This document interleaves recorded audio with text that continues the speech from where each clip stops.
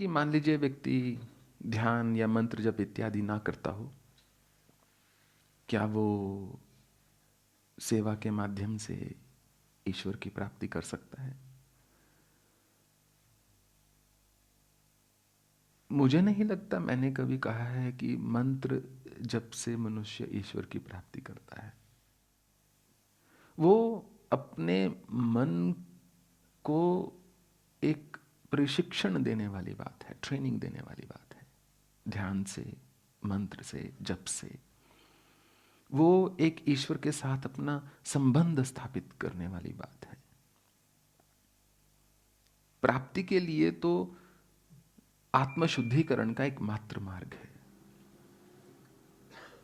और जो कार्मिक फल मनुष्य को सेवा से मिलेगा वो मंत्र जप से नहीं मिल सकता, क्योंकि मंत्र जप केवल एक व्यक्तिगत इच्छा है।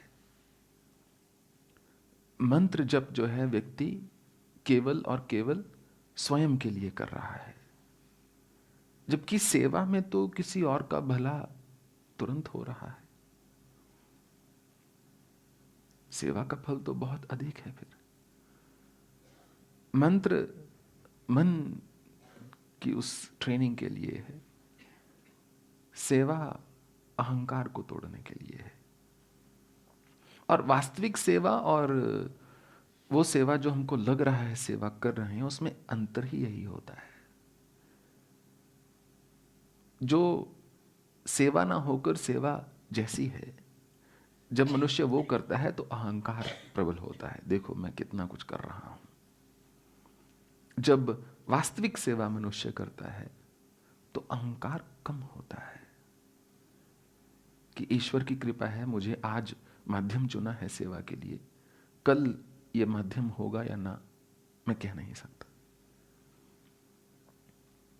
तो सेवा तो उस ढंग से देखा जाए तो आगे हो जाती है, जब से भी आगे, ऐसा हमारा मानना है। अच्छा कर्म जो है, सत्कर्म जो है, भक्ति होती है। वो भक्ति किस काम की जो कर्म विहीन हो। तो कर्म ही ऐसे किया जाए कि कर्म ही मनुष्य की साधना हो जाए, कर्म ही मनुष्य की भक्ति हो जाए। मान लीजिए एक रोगी पीड़ित हो, एक डॉक्टर के पास जाए और डॉक्टर बोले भैया आधा घंटा प्रतीक्षा करो, मैं सूर्य साधना कर रहा हूं। यह मंत्र का आज ही अर्थ है, अश्व तेजस्य अधोवान से। अभी मत, व्यक्ति करा रहा है दर्द से, डॉक्टर साहब बड़े दर्द, कहीं मर नहीं रहे, कोई बात नहीं, बैठो अभी प्रतीक्षा करो। ऐसी भक्ति को लेकर क्या करेंगे जो किसी के लिए, न स्वयं के लिए न किसी दूसरे के लिए सुख कर हो। कहते हैं एक बार फरीद जब जन्नत में पहुंचे तो उन्होंने देखा कि बहुत भारी वहां विशाल एक जलसा हो रहा है, सुंदर सुंदर चीज़ों की व्यवस्था हो रखी है, पकवान बने हुए हैं, लाइट्स लगी हुई हैं, खूब भिन्न भिन्न प्रकार का म्यूजिक बज रहा है, शहनाई बज रही है। फरीद ने कहा ये मेरे आने की खुशी में है। फरीद ने कहा ये क्या है? उनने कहा आज ईश्वर जो हैं उनका जन्मदिन मनाया जा रहा है यहां पे। तो फरीद को बड़ा विस्मय हुआ। अच्छा, एक ऊंट के ऊपर सवारी उसने जाती हुई देखी और लाखों लोग पीछे, दिव्य विभूति उस ऊंट पर विराजमान। फरीद ने कहा ये कौन है, क्या ये वही ईश्वर हैं? उन्होंने बोला नहीं, ये हमारे प्रॉफिट मोहम्मद हैं, और ये पीछे उनके अनुयायी चल रहे हैं सारे जो मुसलमान हैं।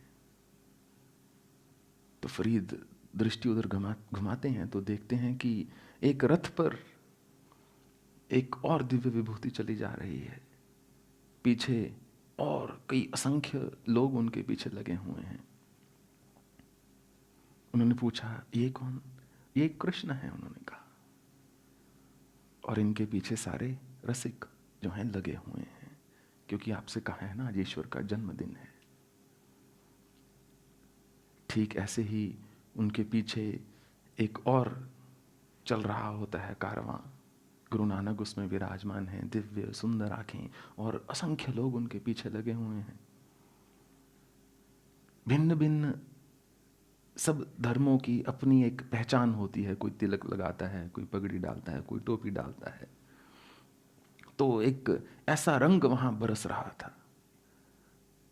चलते चलते फरीद जब वो प्रतीक्षा करते हैं, सारे वो गुजर जाते हैं, एक व्यक्ति जा रहा होता है बड़े ही फटे हाल में, और उसके साथ एक छोटा सा डॉगी।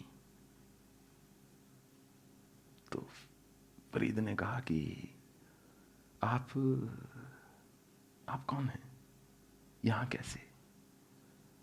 उस व्यक्ति ने कहा, मैं ईश्वर हूं, मेरा आज जन्मदिन है।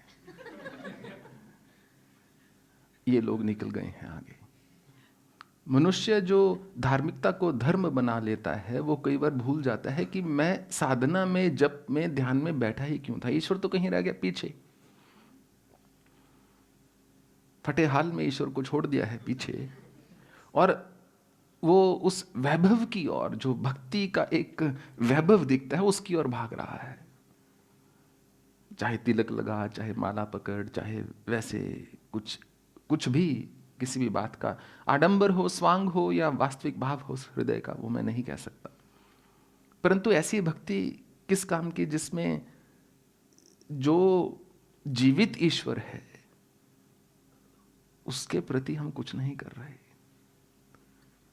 तो कर्म भक्ति से इतना बड़ा है कि दोनों की कोई तुलना ही नहीं। वो भक्ति जिसमें कर्म ना हो और वो कर्म जिसमें भक्ति ना हो, तामसिक हैं। दोनों एक दूसरे के साथ चलते हैं। इनका प्रश्न है कि हमारे जीवन में जो जो भी घटित होता है, क्या वो विधि का विधान है? मुझे लगता है आप आ जाए हैं। कल इसका उत्तर दिया था हमने।